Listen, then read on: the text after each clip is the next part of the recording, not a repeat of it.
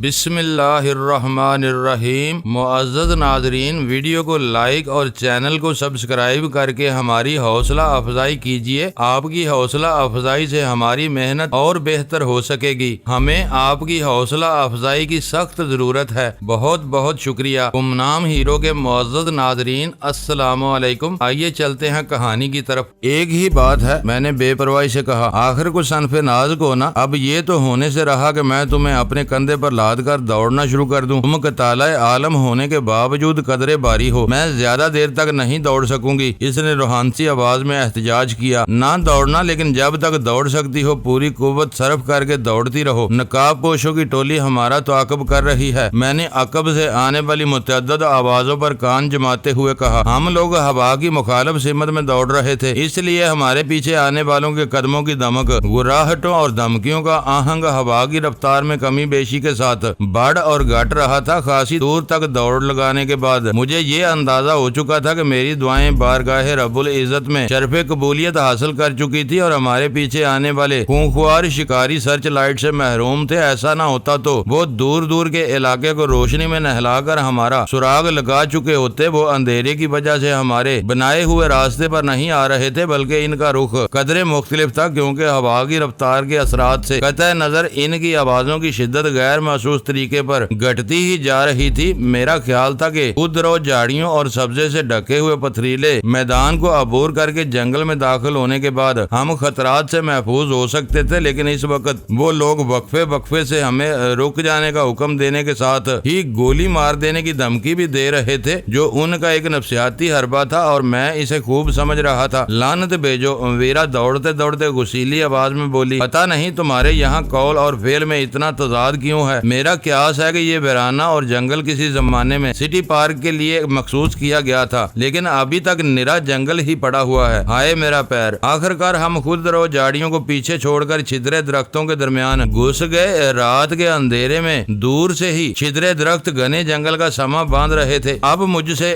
دوڑا تو کیا، چلا بھی نہیں جائے گا، ویرا نے کراہتے ہوئے بدقت تمام کہا۔ اس کی آواز سے کرب کا اظہار ہو رہا تھا، اس لیے میں دوڑتے دوڑتے رک گیا۔ وہ میرے ساتھ تقریباً گھسٹتی چلی آ رہی تھی، اس لیے وہ مجھ سے ایک دو قدم پیچھے ہی رک گئی۔ وہ رکتے ہی زمین پر بیٹھ گئی تھی، اس لیے مجھے بھی نیچے بیٹھ جانا پڑا۔ میں نے اظہار ہمدردی کے طور پر ٹٹولتے ہوئے اس کے پیروں کو دریافت کیا تو میرے ہاتھ نے تازہ خون کی چپچپاہٹ کو واضح طور پر محسوس کیا۔ ویرا کے پیر واقعی بری طرح لہو لہان ہو چکے تھے۔ مجھے حیرت ہوئی کہ وہ اس قدر زخمی ہونے کے باوجود میرا ساتھ دیتی چلی آ رہی تھی۔ میرے دل میں اس کے لیے یک بیک ترحم کا جذبہ ٹھاٹھے مارنے لگا۔ مجھے ویرا سے اپنی ہمدردی کے اظہار کا خاطر خواہ موقع نہیں مل سکا، کیونکہ عقب سے ابھرنے والی گراہٹ خاصی خونخوار محسوس ہوئی تھی۔ میں تیزی سے پلٹا تو درختوں کی اوٹ میں ایک بھیڑیا اپنے سفید دانت نکالے ہم پر گرا رہا تھا۔ اس کے عقب میں بھی کئی ندیدی نگاہوں کے جوڑے چمک رہے تھے۔ شاید ویرا کے زخمی پیروں سے بہنے والے تازہ خون کی ہوا میں رچی ہوئی بو نے ان بھیڑیوں کو ہماری طرف متوجہ کر دیا تھا۔ میرا اضطراری رد عمل تو یہی تھا کہ ویرا سے پستول لے کر اس مختصر سے گول کو فی الفور جہنم واصل کر دیا جائے، لیکن اپنا تعاقب کرنے والوں کا خیال آتے ہی مجھے وہ ارادہ ملتوی بلکہ منسوخ کرنا پڑا۔ اس وقت تک تعاقب کنندگان کی آوازیں آوارہ ہواؤں کے دوش پر معدوم ہو چکی تھی۔ میرا خیال تھا کہ وہ راہ بھٹک کر کسی غلط سمت میں نکل گئے تھے۔ اگر ہم ان بھوکے بیڑیوں پر فائرنگ کرتے تو گولیوں کا شور انہیں دوبارہ ہماری راہ پر ڈال سکتا تھا، اور میں اتنا سنگین خطرہ مول لینے کے لیے تیار نہیں تھا۔ وہی مسئلہ بیم گن کے استعمال میں بھی درپیش تھا۔ وہ ہتھیار بے حد مہلک ہونے کے ساتھ ہی بے آواز بھی تھا، لیکن فاصلے سے وار کرنے کی صورت میں فضا کا نیلگوں روشنی میں نہانا یقینی تھا۔ وہ روشنی بھی دشمنوں کو ہماری راہ پر ڈال سکتی تھی۔ رات کی تاریکی میں روحی کے گیسٹ ہاؤس کے بھیانک نظر آنے والا وہ جنگل در حقیقت اتنا زیادہ ہولناک نہیں تھا۔ درخت بھی بہت گھنے اور ایک دوسرے میں پیوست نہیں تھے، ان کے درمیان سے جا بجا تاروں بھرا آسمان نظر آ رہا تھا۔ میری دانست میں ویرا کا جلا کٹا تبصرہ درست ہی تھا۔ اسلام آباد جیسے نئے نویلے اور منظم شہر کے ساتھ کسی وحشت ناک جنگل کی سرے سے گنجائش ہی نہیں تھی، کیونکہ وہ شہر پوٹھوہار کے جنگلات کو صاف کر کے ہی بسایا گیا تھا۔ مجھے یاد آنے لگا کہ میں نے بھی کسی کتابچے میں F8 سے ملحقہ F9 کے اس وسیع و عریض علاقے کے بارے میں پڑھا تھا، جسے کسی پارک کے لیے مخصوص کیا گیا تھا، اور پارک کو قدرتی رنگ دینے کی خاطر وہاں موجود درختوں وغیرہ کو برقرار رہنے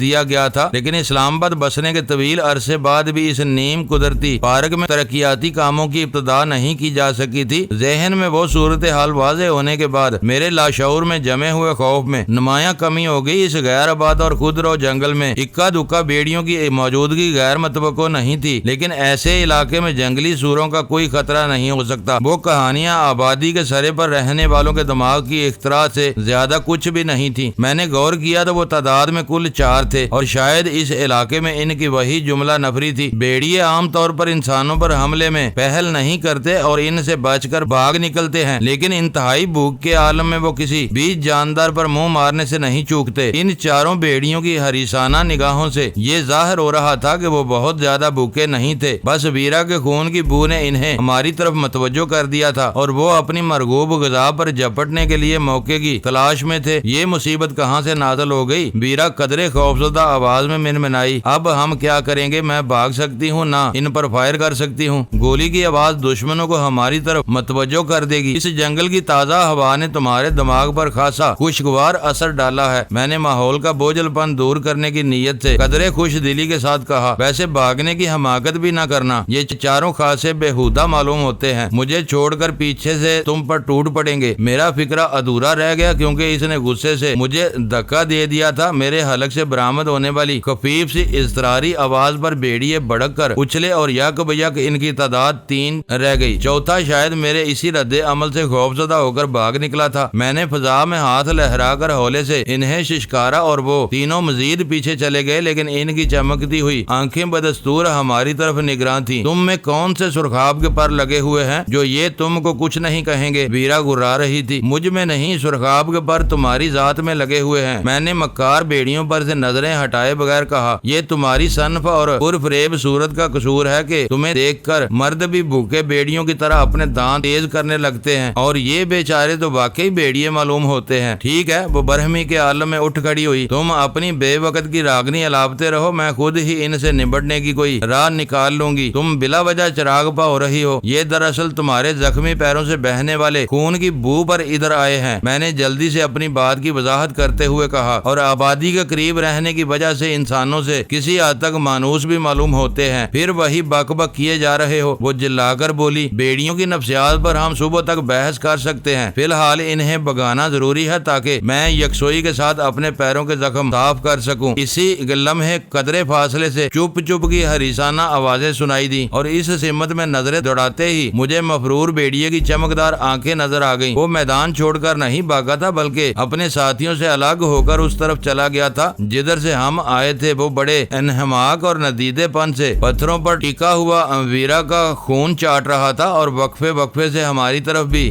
دیکھتا جا رہا تھا۔ وہ منظر دیکھ کر مجھے کرائیت کے ساتھ ہی ہلکا سا خوف بھی محسوس ہونے لگا۔ پیٹ کی ہوس ایک حد سے تجاوز کر جائے تو ہر جاندار اندھا ہو کر اپنے شکار پر پل پڑتا ہے۔ اس وقت اسے مرنے یا مارنے کا ہوش نہیں رہتا۔ ویرا کے خون کے چند قطرے چاٹ لینے کے بعد چوتھا بیڑیا بے صبری اور ہمت کا مظاہرہ کر سکتا تھا۔ میں نے اپنے قدموں سے ایک چھوٹا سا پتھر اٹھایا اور پوری قوت کے ساتھ چوتھے بیڑیے کی کھوپڑی کی طرف روانہ کر دیا۔ گور اندھیرے میں وہ میرا اندازہ ہی تھا جس کا انحصار اس کی چمکتی ہوئی آنکھوں کی پوزیشن پر تھا۔ کھٹ کی آواز کے ساتھ ہی وہ بیڑیا گراتا ہوا دور بھاگتا چلا گیا۔ ویرا نے میری تقلید میں دوسرا پتھر 3 بیڑیوں کی ٹولی پر دے مارا، اور وہ بھی بلبلاتے ہوئے جنگل کی سمت بھاگ کھڑے ہوئے تھے۔ بیڑیوں کی وہ چیخو پکار ہمارے لیے خطرناک نہیں تھی، غالباً وہ ہڈی کے کسی ٹکڑے یا کسی نرم جوان مادہ کے لیے لڑتے ہوئے بھی اسی قسم کی آوازیں نکالتے، اس لیے ان آوازوں کی بنا پر ہمارے دشمن ہماری کمین گاہ کی طرف متوجہ نہیں ہو سکتے تھے۔ خاص کم جہاں پاک، میں نے آہستگی سے کہا، اب بتاؤ کہ میں تمہارے نرم و نازک پیروں کے لیے کیا کر سکتا ہوں؟ فرسٹ ایڈ کا سامان تو ملنے سے رہا، تم کسی درخت پر چڑھ کر سو جاؤ، میں اپنی دیکھ بھال خود کر لوں گی۔ یہ خیال بھی برا نہیں ہے، میں نے اس کے جلے کٹے لہجے کو نظر انداز کرتے ہوئے تعریفی لہجے میں کہا۔ مضبوط شاخوں کے درمیان پھنس کر ہم دونوں ہی رات گزار سکتے ہیں تاکہ اجالا پھیلتے ہی ہمارے دشمن ہماری گردنوں میں پھندا ڈال دیں۔ صبح ہونے میں بہت دیر ہے، وہ تاریک جنگل میں اپنی پوری رات برباد نہیں کریں گے۔ گیسٹ ہاؤس میں اپنی شرمناک ناکامی کے بعد وہ یہاں ڈیرے بھی ڈال سکتے ہیں۔ تم بھول رہے ہو کہ انہیں ظفر کی مکمل پشت پناہی حاصل ہے۔ اس کی آواز سے تشویش جھلک رہی تھی۔ ہمیں جلد از جلد یہ تاریک اور خودرو جنگل عبور کر کے دوسری طرف نکلنے کی کوشش کرنی چاہیے۔ اگر یہ سٹی پارک والا ہی علاقہ ہے تو اس کی दूसरी जानब सड़क जरूर होनी चाहिए। सड़क ना भी हुई तो हम कहीं ना कहीं आबादी वगैरह में जरूर निकल जाएंगे। हमें इनसे हर कीमत पर बचना होगा। मुझे ख्याल आया कि रूही के गेस्ट हाउस से फरार होते हुए वीरा हमारे सामान वाला बैग उठा लाई थी और इसमें जरूरत की दीगर छोटी मोटी अशिया के अलावा हमारे कपड़े भी थे। लुत्फ की बात यह थी कि वो बैग वीरा ही के कंधे से झूल रहा था, मगर वो इसे यकसर भूली हुई थी। मेरी 2 कमीजों के अलावा इस बैग में ऐसा कोई कपड़ा नहीं था जिससे पट्टियों का काम लिया जा सके, इसलिए मैंने फौरन ही एक लंबी कमीज को लंबी लंबी पट्टियों में फाड़ना शुरू कर दिया और वीरा इन पट्टियों को यके बाद दीगरे अपने जख्मी पैरों पर लपेटने लगी। अंधेरा होने की वजह से मैं इस काम में इसकी मदद करने से माजूर था। वो खुद ही अंदाजे से बेहतर तहें जमाकर मजबूत गिरहें लगा सकती थी। अब मैं चल सकती हूँ। चंद मिनट बाद ही वो पुरअज़म अंदाज में उठ खड़ी हुई। खुदा का शुक्र है, मैंने एक गहरा सांस लेकर कहा, वरना मैं तो तुम्हें अपने शानों पर बिठाकर दौड़ लगाने की तैयारी करने लगा था। बाज औकात तुम लफंगों जैसी घटिया बातें करने लगते हो। इसकी आवाज में तल्खी औद कर आई। तुम्हें शर्म आनी चाहिए। अब तुम एक शादीशुदा आदमी हो। मैंने ऐसी कौन सी बेहुदा बात कह दी जो तुम्हें मेरी शादी याद आने लगी है? मैंने इसके हमरा झाड़ियां वगैरह अबूर करते हुए हैरत से पूछा। कोई शरीफ औरत एक गैर मर्द के कंधों पर सवार होना पसंद नहीं करेगी। अव्वल तो मुझे इल्म नहीं है कि तुम कब से अचानक शरीफ हो गई हो। दूसरी बात यह है कि अपनी तरफ से तो मरने के बाद बड़ी बड़ी शरीफ और बाहिया बीबियां भी अजनबी मर्दों के कंधों पर सवार होकर आखिरत का सफर तय करती हैं। इनके ताबूत के हर कोने पर कम अज कम एक मर्द जरूर होता है। हाँ, वलायत की और बात है। वहाँ ताबूत ढोने वाली गसिया गाड़ियों ने गोरों को इस सआदत से महरूम किया हुआ है। शोहर अपनी बीवी का ताबूत ड्राइवर के हवाले करके अपना गम गलत करने के लिए गर्लफ्रेंड के साथ चला जाता है और ड्राइवर वो ताबूत गोरकनों के हवाले कर देता है। बीवी के बॉयफ्रेंड को तौफीक हो तो वो इसकी कब्र पर आकर 2-4 आंसू बहा लेता है और बस बोलते रहो। मेरे खामोश होने पर उसने एहतजाइया लहजे में लुकमा दिया। झींगरों के शोर और मेंढकों की यकसा टरटराहटों के दरमियान तुम्हारी आवाज अच्छी लग रही है। तुम यूं ही बोलते रहो तो ये दुश्वार सफर जरा आसानी के साथ कट जाएगा। अब लानत हो बोलने वाले पर। मेरी भी खोपड़ी चटक गई। मुझे झींगरों और मेंढकों से मिला रही हो? वो धीमी आवाज में हंसने लगी। मैंने ये कब कहा? वैसे पानी जाता नशीबी की तरफ है। अभी रात भर इन पत्थरों और नाहमवार रास्तों पर चलना पड़ेगा तो सारे नशीबो फराज समझ में आ जाएंगे। मैंने गुस्से से कहा, हो सकता है कि इससे पहले ही हमें गोलियों की बाढ़ पर रख लिया जाए। मेरी बरहमी का अंदाजा करके इसने कुछ देर के लिए खामोशी इख्तियार कर ली और हम दोनों एक दूसरे से मुखातब हुए बगैर दरख्तों के दरमियान अपना रास्ता बनाते रहे। हमारे अकब में काफी फासले पर नजर आने वाली आबादी की रोशनियां थोड़ी देर बाद बिल्कुल मादूम हो गईं। घूर तारीकी में सिर्फ आसमान के सितारे ही झिलमिला रहे थे। कुछ देर बाद ढलान शुरू हो गई। इसके फौरन बाद ही हल्की सी चढ़ाई का सिलसिला था, जिससे जाहिर हो रहा था कि सिटी पार्क के लिए छोड़े गए इस खुदरो और छिद्रे जंगल में बरसाती पानी ने मट्टी काट कर अपनी गुजरगाह बनाई हुई थी, जो इन दिनों खुश्क पड़ी हुई थी। काफी देर तक इन नाहमवार रास्तों पर चलने के बाद मुझे थकन का एहसास होने लगा, जिसका बड़ा सबब यह था कि हम दोनों ही अपनी जुबानें बंद किए चल रहे थे। रफ्ता रफ्ता वो खामोशी मुझे खलने लगी, लेकिन मेरी अना ने मुझे वो सुकूत तोड़ने की इजाजत नहीं दी और शायद यही सूरत हाल वीरा के साथ भी थी। मेरा ख्याल है कि हम जंगल अबूर करने की बजाय इसी में घूम रहे हैं। आखिरकार वीरा ने खुद कलामी के अंदाज में बुड़बुड़ाते हुए खामोशी के इस तसलसल को तोड़ ही दिया। तुम आगे आ जाओ, मैं तुम्हारे पीछे चलना शुरू कर देता हूँ। मैंने इसे पेशकश की। मैंने तुम्हें मुखातब नहीं किया तो तुम मुझसे बात क्यों कर रहे हो? मुझसे बात नहीं की थी तो क्या अपना ख्याल दरख्तों को सुना रही थी? मैं बुलंद आवाज में सोच रही थी। इसकी बेपरवाना आवाज उभरी। अब तुम बोल ही पड़े हो तो ये भी बताओ कि गेस्ट हाउस में हमारे कमरे पर दावा बोलने वाला कौन हो सकते थे? कमाल है कि तुमने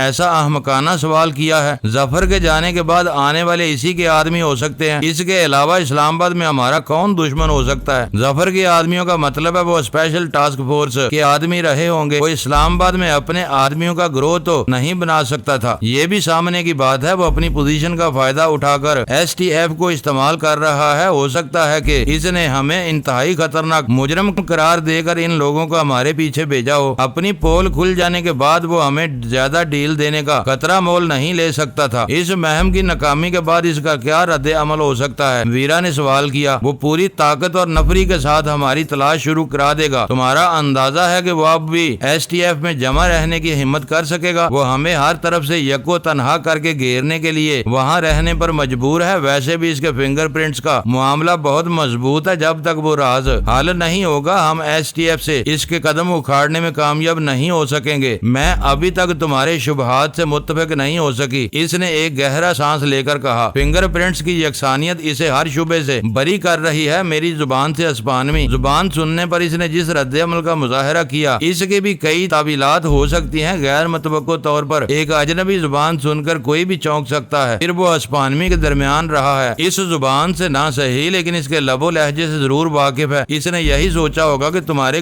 کمرے میں اسپانوی زبان بولنے والی لڑکی کہاں سے آ گئی، پھر تم اس پورے اسرار حملے کو کس خانے میں فٹ کرو گی؟ میں نے سوال کیا۔ اس معاملے میں الجھاوے بڑھتے ہی جا رہے ہیں، اس نے بادل نخواستہ اعتراف کیا۔ فنگر پرنٹس کو نظر انداز کر دیا جائے تو تمہارے شبہات درست معلوم ہوتے ہیں، لیکن ٹھوس ثبوت کے بغیر تم اول خان سمیت کسی کو بھی اپنا ہم نوا نہیں بنا سکو گے۔ میں خود بھی یہی سوچ رہا ہوں کہ اسے بے نقاب کرنے کے لیے کیا حکمت عملی اختیار کرنی ہوگی۔ ایک راہ یہ بھی ہو سکتی ہے کہ اسے اغوا کر کے اس پر اتنا تشدد کیا جائے کہ وہ خود ہی سچ اگلنے پر مجبور ہو جائے۔ ویرا نے اپنی رائے ظاہر کی۔ آج کے واقعات کے بعد وہ بہت زیادہ چکنا ہو جائے گا، اس پر ہاتھ ڈالنا آسان کام نہیں ہوگا۔ جو شخص کئی ہزار میل کا سفر طے کر کے ایک حساس ادارے میں کسی اور کی جگہ سنبھالنے کا خطرہ مول لے سکتا ہے، اسے آسانی کے ساتھ دیر نہیں کیا جا سکے گا۔ تم اول خان کو آج کے واقعات سے آگاہ کرو گے؟ چند ثانیوں کی خاموشی کے بعد ویرا نے پوچھا۔ اس بارے میں مجھے سوچنا پڑے گا، لیکن ایک بات طے ہے کہ میں اس بارے میں ظفر سے ضرور بات کروں گا۔ اسے آج کے حملے سے آگاہ کرنا ضروری ہے، یہ بالکل احمقانہ فعل ہوگا۔ ویرا نے بے ساختہ کہا۔ وہ تمہاری تمام کہانی، میں نے اس کی بات درمیانی سے اچک لی۔ ہو سکتا ہے کہ اس طرح میں اسے یہ بات باور کرانے میں کامیاب ہو جاؤں کہ مجھے اس پر کسی قسم کا شبہ نہیں ہے اور آج ہونے والے حملے کے بارے میں اس کی ذات کو بری الذمہ سمجھ رہا ہوں۔ ویسے بھی وہ مجھ سے زیادہ تمہاری طرف سے بھڑکا ہوا تھا اور تمہارا خیال ہے کہ وہ تمہاری اس چال کو نہیں سمجھ سکے گا؟ سمجھ بھی لے تو کھل کر کچھ نہیں کہہ سکے گا۔ یہ شطرنج کی ایک بازی ہوگی، اگر میں نے معقولیت کے ساتھ بات سنبھال لی تو شاید ہم کوئی قابل ذکر پیش رفت کرنے میں کامیاب ہو جائیں گے۔ سرد اعصابی جنگ لڑنے کا خیال برا نہیں ہے، لیکن اس بار اسے اپنے ٹھکانے سے آگاہ کرنا مناسب نہیں ہوگا، ورنہ ہم پر دوسرا وار بھی کیا جا سکتا ہے۔ اگر وہ البرٹو ویلیسا ہی ہے تو اسے اپنا مشن جاری رکھنے کے لیے ہم دونوں کو اپنی راہ سے ہٹانے کا خیال آ چکا ہوگا۔ تم بار بار خود کو بہلانے یا دھوکہ دینے کی کوشش کر رہی ہو، میں نے قدرے ترش انداز میں کہا۔ روحی کے گیسٹ ہاؤس پر ہونے والی جلگار نے ہر ایک اگر مگر کو دور کر دیا ہے، وہ ہمارے لہو کا پیاسا بن چکا ہے۔ مجھے اس کے صفاقانہ عزائم کے بارے میں ذرا بھی شبہ نہیں ہے، لیکن وہ میرے طرف سے مخمسے میں مبتلا ہے۔ یہ اور بات ہے کہ وہ کوئی بھی خطرہ مول لینے کی بجائے براہ راست مجھے مروانے پر تل گیا ہو۔ اس بحث و تمیز میں تھکان کا احساس بڑی حد تک معدوم ہو گیا اور کچھ دیر بعد ہی ہم نیم گنجان درختوں کے جھنڈ پیچھے چھوڑ کر ہموار میدان میں نکل آئے جو لمبی لمبی گھاس اور خود رو جھاڑیوں سے ڈھکا ہوا تھا۔ اس سے آگے دور تک ویرانہ ہی ویرانہ پھیلا ہوا تھا۔ داہنی طرف کافی فاصلے پر مرگلا کی سرسبز پہاڑیاں تاریکی میں بھی اپنا تاریک تر وجود نمایاں کر رہی تھی۔ آخر کار ہم دھول اور پتھروں سے اٹے ہوئے میدان میں پہنچ گئے۔ اگر اس علاقے میں ٹرکوں وغیرہ نے کوئی کچی راہ گزر بنائی ہوئی تھی تو اتنی رات گئے وہ بھی سنسان پڑی ہوئی تھی۔ ان اطراف میں ٹریفک اور روشنی کا کوئی وجود نہ ہونے کی وجہ سے ہمارے لیے بس ایک ہی راہ رہ گئی تھی کہ ہم بائیں طرف چلنا شروع کر دیں۔ وہ کوشش ہمیں اسلام آباد کی کسی آبادی میں نہ صحیح تو شاہراہ کشمیر تک ضرور پہنچا سکتی تھی، جہاں سے ہمیں کوئی نہ کوئی سواری مل سکتی تھی۔ میرا خیال ہے کہ مزید آگے بڑھنے سے پہلے شب خوابی کے لباس بدل لیے جائیں، میں نے تجویز پیش کی۔ ویرا ہنس پڑی۔ اس حیت قضائی میں ہمارا جس سے بھی سامنا ہوا وہ بھڑک کر بھاگ نکلے گا۔ سونے کے کپڑوں میں ننگے پاؤں پھرنے والوں کو فاتر العقل سمجھا جائے گا۔ غنیمت یہ تھا کہ بیگ ہمارے کپڑوں کے فاضل جوڑے موجود تھے اور اندھیرا ہونے کے باوجود یہ اندازہ کیا جا سکتا تھا کہ کپڑے مردانہ ہیں یا زنانہ۔ ہم دونوں نے اپنے اپنے جوڑے لیے اور ایک دوسرے سے چند قدم دور جا کر لباس تبدیل کر لیے۔ شب خوابی کے دونوں جوڑے بیگ میں ٹھونس دیے گئے۔ مجھے تو وحشت میں کپڑوں کا خیال ہی نہیں آیا تھا، مگر کچھ دور چلنے کے بعد ویرا بولی، تم میں سب سے بڑی خوبی یہ ہے کہ تم بدترین حالات میں بھی جزیات کو نظر انداز نہیں کرتے۔ ہمارے جسموں پر سلیپنگ سوٹ دیکھ کر کوئی بھی رکنے کی زحمت نہ کرتا۔ تمہاری موجودگی میں ایسا ہونا ممکن نہیں تھا۔ یہاں کے مرد عورتوں کے معاملے میں فاقہ زدگی کا شکار رہتے ہیں۔ تمہارے ایک اشارے پر گاڑی رک سکتی تھی۔ نسوانی شباب ہاتھ لگنے کی مہم سے بھی امید ہو تو ہمارے مرد بڑے سے بڑا عذاب سہ لینے کے لیے تیار ہو جاتے جاتے ہیں۔ آج تمہاری کھوپڑی پر ان ہی باتوں کا راج معلوم ہو رہا ہے۔ میرا بازو نوچتے ہوئے گرائی۔ میں اکیلی ہوتی تو اور بات تھی، اکیلی عورت کو ہر لفنگا مرد لقمہ تر سمجھتا ہے۔ اسلام آباد کے اس ویرانے سے لے کر نیو یارک کے ہارلیم اور لندن کے ہیکنی تک میں ایسا ہی ہوتا ہے، مگر تم نیو یارک اور لندن کے کالوں والے علاقوں کے حوالے دے رہی ہو۔ میں نے اس کی بات کاٹ کر احتجاج کیا۔ اکیلی اور خوبصورت لڑکیوں کے معاملے میں سفید فام آوارہ گرد زیادہ درندے ثابت ہوتے ہیں۔ وہ تلخ انداز میں ہنس پڑی اور بولی، تم رنگدار نسلوں کے لوگ بلا وجہ ہر وقت مغرب میں رہنے والے کالوں سے اپنے رشتہ داری جتانے کے چکر میں پڑے رہتے ہو اور وہ تاک تاک کر تم ہی کو نشانہ بناتے ہیں۔ امریکہ میں تم پاکستانیوں کو اس قدر تحقیر آمیز انداز میں پاکی کہا جاتا ہے کہ اب یہ لفظ ایک روایتی گالی کی صورت اختیار کر گیا ہے۔ کسی سفید فام کو سور یا حرام زادہ کہہ دو تو وہ اتنا برا نہیں مانے گا جتنا پاکی کہنے پر۔ شاید ہم کسی سڑک کے قریب پہنچنے والے ہیں۔ میں نے کافی فاصلے پر ڈوبتی ابھرتی متحرک روشنیوں پر نظر جماتے ہوئے اس بحث کا رخ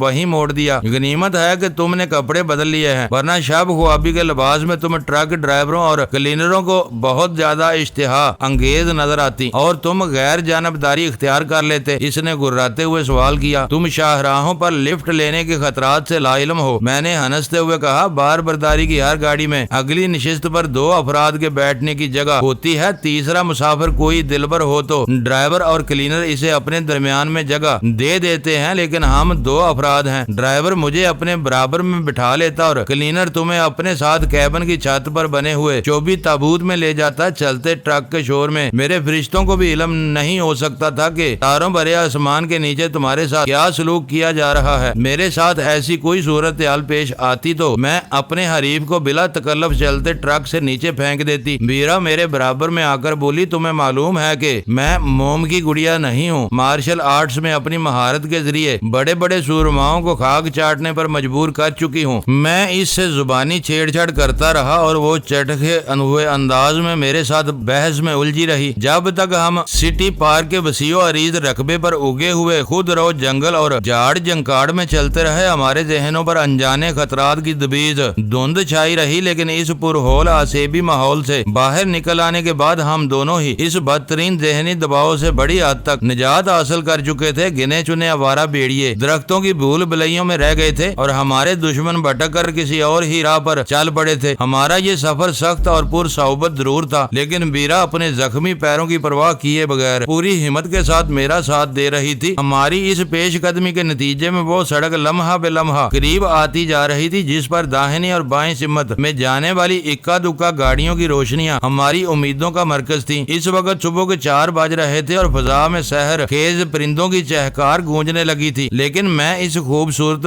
قدرتی ماحول سے لطف اندوز ہونے کی بجائے ظفر کے متوقع رد عمل میں الجھا ہوا تھا۔ ویرا نے اپنے چہرے مہرے بالوں کے انداز لباس اور زبان و بیان اور چال ڈال میں حتی الامکان تبدیلیاں پیدا کر لی تھی، لیکن اپنے خد و خال کو بدلنا اس کے بس سے باہر تھا۔ اسی وجہ سے ظفر کی گاگ نگاہوں نے اس کی ذات میں ویرا کی جھلک دیکھ لی تھی، لیکن میں نے اسے ویرا کی فرسٹ کزن قرار دے کر ظفر کو مطمئن کر دیا تھا۔ میری اس کلا بازی کے نتیجے میں ظفر ایک طرف مطمئن ہو گیا تھا، لیکن دوسری طرف اسے یہ خدشہ لاحق ہو گیا تھا کہ ویرا نے اسے پہچان لیا تھا اور مجھے اعتماد میں لیے بغیر اپنی کزن کے ذریعے اسے گھیرنا چاہ رہی تھی۔ اس بارے میں ظفر نے اشاروں کنایوں کے ذریعے میرے دل میں بھی سینتے قصیلوں کی طرف سے بدگمانیوں کے بیج بونے کی کوشش کی تھی۔ ظفر کے اس رویے نے یہ بات ثابت ہوتی تھی کہ اس کے شبہات کا سارا زور ویرا کی ذات پر تھا اور وہ مجھے بالکل بے گناہ سمجھ رہا تھا۔ پچھلی رات بھی چند لوگوں نے روحی کے گیسٹ ہاؤس میں ہماری خوابگاہ میں گھسنے کی کوشش کی۔ انہوں نے میرا نام لیے بغیر صرف اور صرف سینتے قصیلوں سے ملنے کا مطالبہ کیا تھا۔ ظفر کی اس احمقانہ سوچ کی وجہ سے مجھے اپنے لیے ایک نئی راہ بنتی نظر آ رہی تھی۔ اگر میں اپنے منصوبے پر کامیابی کے ساتھ عمل کرنے میں کامیاب ہو جاتا تو ظفر کی جڑوں تک میں اترنے کا موقع حاصل کر سکتا تھا۔ مجھے اندازہ نہیں ہو سکا کہ وہ اسلام آباد کو پشاور روڈ سے ملانے والی شاہراہ تھی یا اسی کے متوازی کوئی اور سڑک تھی، لیکن غنیمت یہ تھا کہ ہم اس پر وقفے سے گاڑیوں کی نقل و حمل دیکھتے